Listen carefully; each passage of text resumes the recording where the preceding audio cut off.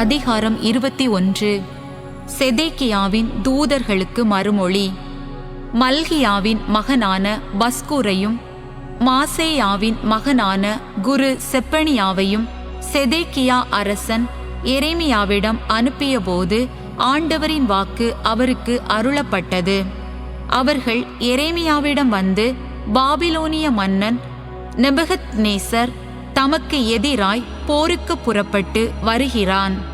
இந்நேரத்தில் ஆண்டவர் நமக்காக வியத்தகு செயல்களை செய்து நெபுகத்நேசரை பின்வாங்க வைப்பாரா என எங்களுக்காக ஆண்டவரிடம் கேட்டுச் சொல்லும் என்றார்கள்.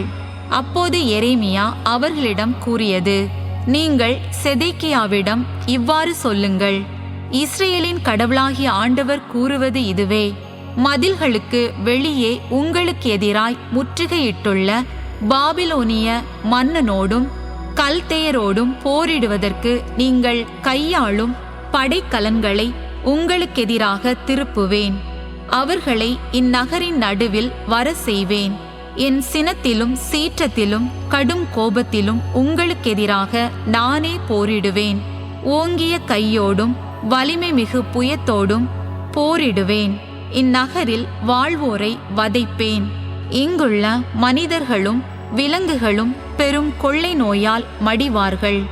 அதன்பின் யூதா அரசன் செதேக்கியாவையும் அவனுடைய அலுவலரையும் இந்நகரில் கொள்ளை நோய்க்கும் வாளுக்கும் பஞ்சத்துக்கும் தப்பி எஞ்சியிருப்போரையும் பாபிலோனிய மன்னன் நெபுகத்நேசரின் கையிலும் உங்கள் பகைவர்களின் கையிலும் உங்கள் உயிரை பறிக்கத் தேடுவோர் கையிலும் ஒப்படைப்பேன்.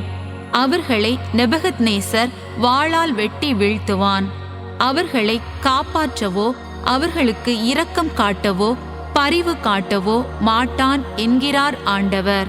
இம்மக்களுக்கு நீ கூற வேண்டியது, ஆண்டவர் கூறுவது இதுவே, இதோ வாழ்வின் வழியையும் சாவின் வழியையும் உங்கள் முன் வைக்கிறேன். இந்நகரில் தங்கி விடுபவன் வாளாலும் பஞ்சத்தாலும் கொள்ளை நோயாலும் மடிவான். ஆனால் வெளியேறி உங்களை முற்றுகையிட்டு கொண்டிருக்கும் கல்தேயரிடம் சரணடைபவன் உயிர் பிழைப்பான். அவனுடைய உயிரே அவனுக்கு கிடைத்த கொள்ளை பொருளாயிருக்கும். இந்நகருக்கு நன்மையை அன்று தீமையையே கொணர முடிவு செய்துள்ளேன். அதனை பாபிலோனிய மன்னனிடம் கையளிக்கப் போகிறேன். அவன் அதனை தீக்கிரையாக்குவான் என்கிறார் ஆண்டவர். யூதாவின் அரச குடும்பத்திற்கெதிராக. யூதாவின் அரச குடும்பத்திற்கு நீ கூற வேண்டியது, ஆண்டவரது வாக்கை கேளுங்கள். தாவீதின் வீட்டாரே, ஆண்டவர் கூறுவது இதுவே, காலைதோறும் நீதி வழங்குங்கள். கொள்ளையடிக்கப்பட்டோரை கொடியோரிடமிருந்து விடுவியுங்கள். இல்லையேல் உங்கள் தீச்செயல்களை முன்னிட்டு என் சீற்றம் நெருப்பென வெளிப்பட்டு பற்றி எரியும். அதனை அணைப்பார் யாருமிலர். பள்ளத்தாக்கில் வாழ்வோரே, சமவெளி பாறையே, எங்களுக்கெதிராக யார் வர முடியும்?